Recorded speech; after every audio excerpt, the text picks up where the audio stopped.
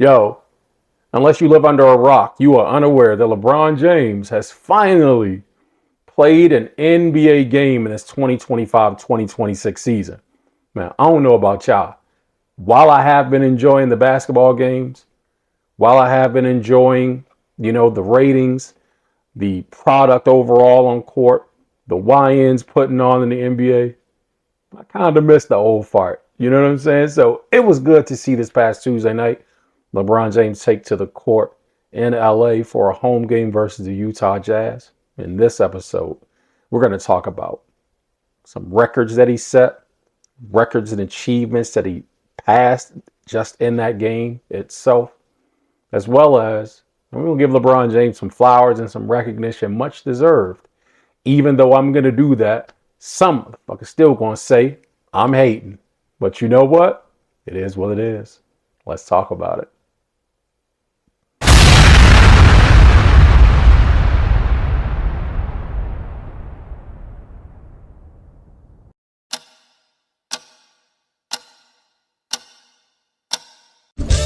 Yo, what's good, everybody? My name is Cosmic, and I want to welcome you to my channel, Opinion Stated, where I give unfiltered, opinionated sports takes. Let's go.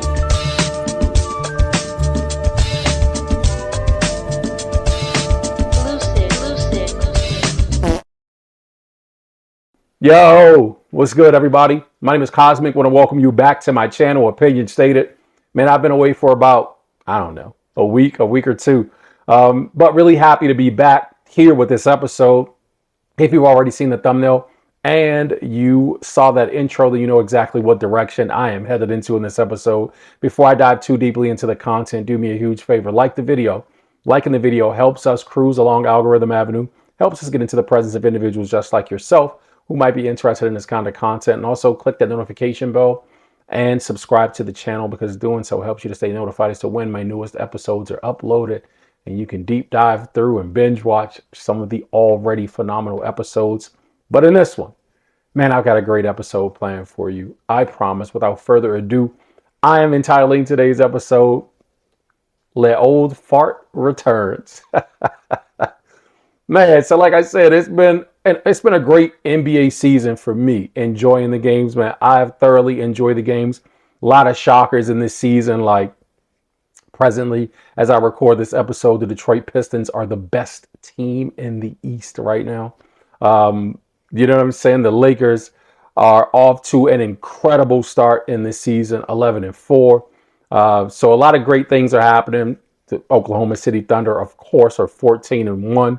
You know what I'm saying? So the number one team in the West. But there's just amazing things. I mean, if the playoffs were to start right now, Utah would actually be in the playoffs. You know what I'm saying? So like crazy things are happening across the association. But this NBA season has been missing LeBron James because of sciatica nerve injury, so they say. And either way, LeBron James, after a week or 2 weeks of folks going crazy in the YouTube streets about LeBron's being assigned to practice and ramp himself back up to speed in the G League, and it being said that he and Bronny were a first father-son duo in the G League, and LeBron James is going to stay down in the G League to become the all-time leading scorer of the G League, or you know what I mean, to create some kind of a stat line. I knew he wasn't going to play a game, but it was just all kinds of funny things being said. This is not a LeBron James hate video. You might perceive some of the things that I say as hate, but if you do, it's only because you don't like the fucking truth. And so in this video, I'm going to tell the truth in a lot of ways. Namely, let's talk about and get into this 4-part game plan, as I always do. In part 1 of the game plan, we're going to talk about an article. I'm going to read an article from the LA Times. Of course, it's the Los Angeles Times. So, man, they are glazing LeBron, just ridiculously. You know what I'm saying? Put your wetsuit on, or you know what I mean? Like, get yourself a mask and some goggles.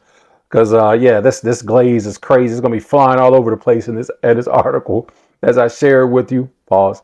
To second part of the game plan, I'm going to get into a stat recap and go through the stats from last night's game versus the Utah Jazz, LA Lakers and the Utah Jazz, where the LA Lakers actually destroyed Utah 126-140. So they put up 140 points in that game, which is crazy, a crazy amount of points to score. So I'll get into a statistical recap. And then in the third part of this game plan, I'm going to get into some history before moving on to the fourth part of the game plan, where we're going to talk legacy, and then we're going to be lagon. You know what I'm saying? So without further ado, man, again, diving into this, this LA Times article. This article published yesterday in the LA Times, or published earlier today, actually, in the LA Times, and it was penned by, I'm going to fuck this name up, but I hope I can get kind of close. Thuc Nai Nguyen, you know what I'm saying? Thuc Nai Nguyen. I'll put her beautiful face up here so we can see it. I'm not trying to clown her name. One of these days, I'm going to share an episode with you guys that's going to detail my legal name, and you know what I mean. It's going to be necessary for the episode, so you guys are going to understand at that point that, man, I ain't got no business laughing at nobody's name. You know what I'm saying? Moving right along, the dude's a machine. 3 takeaways from LeBron James' return to the Lakers. Again, an article by the LA Times, man, that we're going to dive into. Moving right into the article, LeBron James returned to start his 23rd NBA season, distributing 12 assists as the Lakers routed Utah 140 to 126 at home. The Lakers shot a season best 59.5% and stifled Utah's defense in the second half, limiting them to 32 points in the first half. Limiting to 32 points in the first 21 minutes of the half. With their full roster available for the first time, Coach J.J. Redick did not play Jared Vanderbilt and reduced Marcus Smart's minutes. So those are just kind of the things to pay attention to, or just some kind of nuggets that they wanted to give you leading in. Here we go with the article. It was the first time DeAndre Ayton played in a game on the same team as LeBron James, but not the first time they connected on an alley-oop. That first bucket came when the now 27-year-old Ayton was in the 8th grade. It was at James's basketball camp in Las Vegas. I finished it, Ayton said with a bewildered smile. I couldn't believe he threw it. Here I am again. I can't believe he threw the lob. James's return from sciatica spurred the Lakers to a 140-126 win over the Utah Jazz on Tuesday at Crypto.com Arena. The NBA's all-time leading scorer made his impact while in playmaking mode, dishing 12 assists, including the lob to Ayton in the second quarter, with 11 points and just 1 turnover. Just 1 turnover in a game full of old man. Interesting. During the first quarter, James was honored on the big screen for being the first player to start his 23rd NBA season. He waved modestly to the crowd. He doesn't play like it's been that long. Running next to him, he's running as fast as me down the floor, Ayton said. You don't think that it's his 23rd year. The dude's a machine. Here are 3 takeaways from James's first game of the season. Good vibes always. The Lakers, 11-4, accomplished plenty without James during their first 14 games. Luka Doncic jump-started his most valuable player campaign and rose to the top of the NBA scoring leaderboard. Austin Reeves is averaging career highs nearly across the board. So some wonder how much the team would really benefit from James's return when it started 10-4 already. A lot of scuttle on the internet, and obviously in the mainstream media, man, about LeBron James coming back. Man, maybe he retire. He gonna come back and ruin these guys' chemistry. You guys heard it, right? I know you heard it. That's what the article is referring to. Back to the article here. Then the Lakers scored a season-high 140 points, shot a season-best 59.5% from the field, and locked down on defense to allow just 32 points in the first 21 minutes of the second half before the benches cleared. I can fit in with anybody, James said. I don't even understand why that was a question. It's true. Doncic continued his scoring spree with 37 points and 10 assists, but with 8 turnovers. Reeves had 26 points in the game. Damn, Luka, 8 turnovers. Jesus Christ. The Lakers lauded their early season chemistry, and Coach J.J. Redick praised his players for leading themselves through difficult times. He purposely restructured timeouts to give players time to discuss alone before the coaches would join them, hoping that the opportunities for the player-to-player communication will prompt stronger team connection. Adding James's voice to the conversation was an easy transition. Let me say something about that part of the article really quick. Kudos to J.J. Redick for doing that, right? I know J.J. gets a lot of slack. I've given him a lot of slack also, man, for not being an experienced coach, obviously having never coached any team outside of the NBA, with the exception of like his literal child, like still child age, like 8 9 years old. They're like rec league team or something like that, right? But that was a good move. That was a good coaching move, and I say that because I can remember in our, my own years of playing, like high school, etc. We had a coach that would allow us to do so. Like he wouldn't just come in hot. Sometimes he give us a couple minutes to coming off the floor, and as soon as we sit down to talk through what we just saw there, like, yo, bro, I told you, like, yeah, just stay there. You know what I mean? You got that position right there. Once you get in front of it, just hold. You good. Don't worry about the kick out. It's like, well, I can't see behind me. I know my assignment. My assignment is also to play man and ball and to guard behind me. No, I got your help back there. Oh, okay, bet. Call it out. So I know. So I'm not, my head's not on the, you know what I mean? I know if I can hear you say, I got you, I got that backdoor cutter, then I don't got to, you know what I mean? So that kind of communication is powerful. I appreciate that part of the article. And kudos to JJ Redick, man. Back to the article. Us as a young team, I'm glad we got hold of accountability before LeBron got out there, Ayton said. I'm glad we went through some tough games and a little of hardships and ups and downs and adversity, and it made us prepare for times like this where he says one thing and we get it done right away.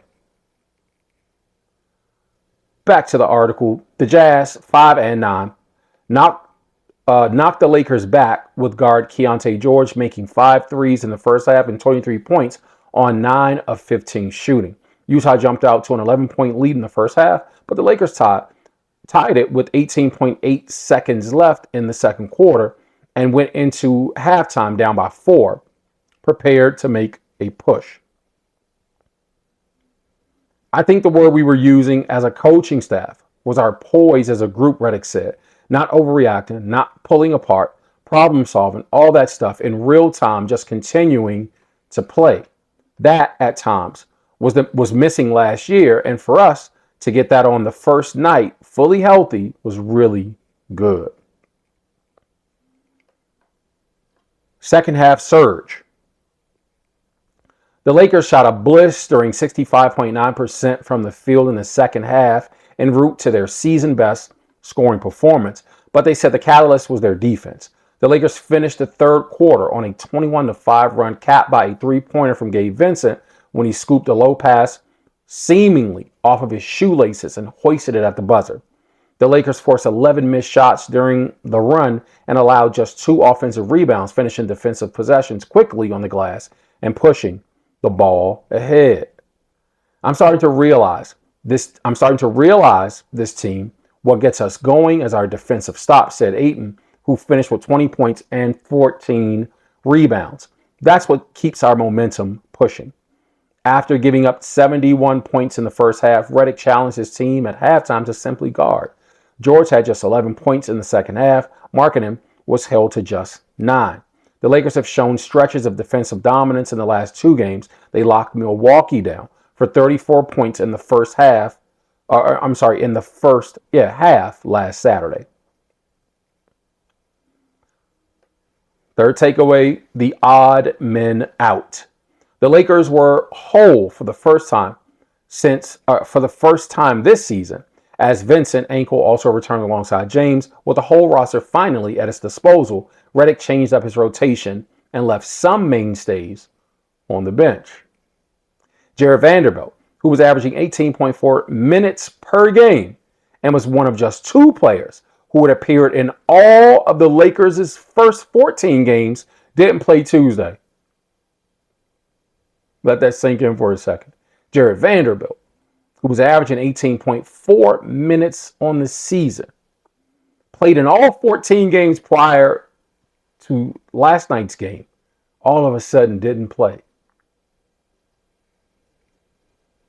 I wonder what. Maybe he had a sore something. Maybe he had a bad something. Maybe he had a tweaked something. I don't know. Interesting, though. Marcus Smart, who had starred in his role as a tenacious defender and a tertiary ball handler without James, played just 17 minutes off the bench, his fewest of the year. He finished with 5 points, 1 made three-pointer, and 3 rebounds. After signing with the Lakers as a free agent, Smart was a potential candidate to move into the starting lineup this season, but with all 14 standard contract players available for the first time, Redick stuck Rui Hachimura in the starting unit.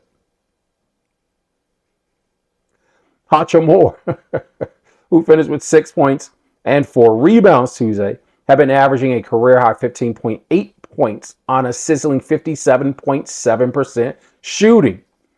Rui Hachimura only had 6 points, 4 rebounds in the game on Tuesday, where he had otherwise been averaging a career-high 15.8 points on a sizzling almost 58% shooting from the field without LeBron James playing. Here's what I realized, to be honest with you, before I get back into the article about Rui Hachimura and LeBron James. They don't fit well. It almost kind of makes sense as to like him wanting to get rid of Andrew Wiggins in Cleveland. You know what I mean? Just like certain kinds and certain styles of players, like they don't do well playing alongside LeBron James. And Rui Hachimura certainly is one of those players. He plays okay in spots, but this kid can actually, really. Clearly he's averaging 16 points a game without LeBron James in the offense, or whether they were running it, shooting on 58% shooting as well, and 58% shooting is fucking great. You know what I'm saying? But for some reason, alongside LeBron James, man, he struggles. Tell me why. Tell me why in the comments. Back to the article. He started along with Ayton, Reeves, Doncic, and James, who played 29 minutes and 37 seconds and could have played longer if the team needed him to close the game, Redick said. 29 minutes, 37 seconds, very specific. We're going to make decisions based on how the team is playing and how the group works. The groups work together, Redick said. It's not like beholden to one thing throughout the season, but I feel comfortable with that lineup. They played a ton of minutes together at the end of last season, minus DA, so we'll continue to build on that. And so, man, again, that was that article. You know what I mean? From the Los Angeles Times, where it just kind of laid out a couple things that I definitely wanted to highlight from that article, which is why I wanted to read it, was like, wow, no, fuck, did Jared Vanderbilt not play after he's already been averaging nearly 19 points a game? You know what I'm saying? Like, all of a sudden, he doesn't play. Marcus Smart's role is limited and diminished, you know what I mean? A tad. So naturally, because LeBron James came back. But it's like, or you have this nucleus, you know what I mean? This cohesion that has been working. Figure out a way to get LeBron James to fit into that. You might say they did. Then some of the minutes for Marcus Smart, you know what I mean, went to LeBron James, clearly, a bulk of them. And LeBron James produced. Didn't really need Vanderbilt when you got LeBron James out there. So his 19 minutes went to LeBron. The other 10 that may have gone to Marcus Smart went to LeBron to make up his 29 minutes and 37 seconds. You know what I'm saying? Like, it is what it is. Maybe it is. Moving through to the second part of the game plan. Let's talk about the history. So, yeah, man, LeBron's historic season 23 debut. And so doing, as we said, man, 126 to 140. Victory for the Los Angeles Lakers. LeBron James, 11 points in the game, 12 assists on 4 of 7 shooting from the field, 2 of 3 from 3 in his 29 minutes. And so, you know what I mean? Like, that's how he did. Interesting, because I would see these stats and the stat line going around all night, like LeBron, and these, headlines from articles, LeBron James plays great in his debut and blah, blah, blah, blah. And it was just like he played great. Like, the stat line wouldn't be bragged about. I mean, for anybody else but LeBron James and Jason Kidd. You know what I'm saying? Like 11 points and 12 assists. Like, oh my God. It's the 12 assists are impressive. The double, okay, bro. But yeah, like, calm down. You would have thought the dude came back and had like a 40-point triple-double or something. You know what I mean? Like, relax, bro. Relax. And so moving from there and into the third portion of the game plan. So I said we were going to talk, the history, but obviously this is the stat recap here. And so before we get into the history, just sticking here with the stat recap, I want to run through the box score for last night's game. And just on the Lakers side of things, I want to take a look at, obviously we've already mentioned LeBron James. They have him here. They just rounded up to 30 minutes. but the article says specifically 29 minutes, 37 seconds. I'm just saying. 11 points on 4-7 shooting, 2 of 3 from 3. 3 rebounds, 12 assists, 1 turnover. Congratulations for LeBron, man. Only 1 turnover. That's dope. Rui Hachimura just 6 points in the game on 3 of 8 shooting from the field, 0 of 2 from 3, 4 rebounds, 1 assist in 26 minutes. DeAndre Ayton, man, a strong double-double on 10 of 13 shooting from the field, 20 and 14, 20 points, 14 boards, 1 assist in 30 minutes of play also. You know, this is, I'm, you know, guys know if you go back through some of my videos through the summer, I was actually excited about DeAndre Ayton joining the Lakers because I was thinking, you know, like worst case scenario, if he can just be the same player or close to the same player that he was when he was out here. I live in Phoenix, Arizona. When he was out here playing with the Suns, man, then the Lakers will be okay. You know what I'm saying? Like just half that player from an offensive acumen standpoint and also just hitting the glass and crashing the glass for him. So good to see that with LeBron James back, you know, on the court for them, kind of handling some of the facilitation, that at least Ayton was hitting the glass. You know what I mean? And just end up with like 6 boards in the game or some silly shit like that. You know what I mean? Like, I've seen games where he has like 6 boards, 7 boards. Like, bro, get on the glass, bro. You should definitely be a much better rebounder than that. Luka Doncic in 34 minutes had 37 points on 11 of 22 shooting from the field, so 50% for him. 2 of 10 from 3, so only 20% shooting from 3. 5 rebounds, 10 assists for Luka. 8 turnovers, as was mentioned, so holy shit, and 4 fouls. Luka was out there hacking and turning the ball over. Austin Reeves in 33 minutes, 26 points, 7 of 11 shooting from the field, 1 of 4 from 3, 5 rebounds, 1 assist. Man, Austin Reeves is playing great this season. Played great in spots, I feel like, over the last 2 seasons. You know, but this season specifically with LeBron James out of the way, obviously he was given an opportunity to just kind of shine, man, and just play his game. And I like that for Austin because it gives him a chance to show that he can actually really play, especially on this level. You know what I mean? Like I mean, clearly, man, the kid can play. He can play ball. So in 26 minutes off the bench, Jake LaRavia had 16 points. Jake LaRavia has really, really come along. Keep in mind, I gotta give them flack because I was like, man, of all these people that they could have signed, the very first player they signed, you know, when the free agency period opened was Jake LaRavia. Like, I think they already have a Jake LaRavia in Dalton Connect. So it's like they're the same player, you know what I'm saying? But clearly Jake LaRavia fits in, man. 6 of 10 shooting from the field, 2 of 5 from 3, 16 points, 4 rebounds, 2 assists off the bench in that 26 minutes. And the rest of the shit off the bench was just shit off the bench. But yeah, man, the Lakers played incredible. A lot of minutes, obviously, like I said, man, kind of went to, you know, the bulk of the starters. You know what I mean, which is to be expected. But yeah, still some good minutes. 15 minutes off the bench for Jackson Hayes, 17 minutes for Marcus Smart, 16 minutes for Gabe Vincent. Again, as I said, that 26 minutes was kind of divvied up, or a huge chunk of minutes off the bench for Jake LaRavia. Played same amount of minutes as Rui Hachimura, and just 4 minutes less than DeAndre Ayton, LeBron James, 7 minutes less than the starters, who had the most minutes in Luka Doncic and Austin Reeves. And so, you know, good to see that JJ did kind of, you know, throw some minutes around, even though he didn't give any to poor Jared Vanderbilt. You know, but yeah, man, it's what it is. I just wanted to kind of go into that really quickly. And then before, or obviously moving right along, I want to get into the next portion of this game plan. Oh, let's talk about the history from here. LeBron James, congratulations to him, man. Again, doesn't matter what I say. People are going to call me a fucking hater, and it's cool. I guess I hate LeBron James. You know what I'm saying? But LeBron James has surpassed Reggie Miller for number 6 on the NBA's all-time three-pointers list. So he knocked down 2 3-point jump shots in that game last night to pass Reggie's 2,560 career 3-point shots made. LeBron James now 2,561, so 1 more than Reggie Miller as it stands. He sits behind Klay Thompson by a whole nearly 200. And I think it's like 228 3-pointers. And Klay still playing. Obviously, LeBron still playing. So I thought he'll catch Klay. However, in pointing out this history, and I'm going to move on. Don't call me a fucking hater. Whatever. This is the truth.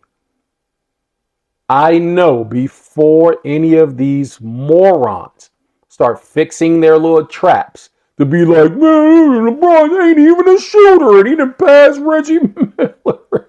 He ain't even a scorer and he the all-time leading scorer in the league. It's like, yo, the longevity awards, again, the sheer virtue of playing for a long time can get you these cumulative stats over time and historic marks. Kudos to Bron. But before any of you fix your mouth to somehow suggest that LeBron James is a better three-point shooter than Reggie Miller, man, shelf it. You know what I'm saying? Don't even try it. Don't even try it. LeBron James for his career shoots 34.5% from three. Average. Reggie Miller for his career, 39.5% from three. You know what I'm saying?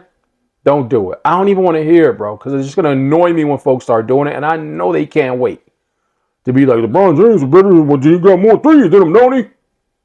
Shut your ass up. Moving on to the next part of the game. Man, I want to talk about legacy because flowers deserve to be given out. Man, LeBron James has played a remarkable career. 23 seasons is no small thing, man.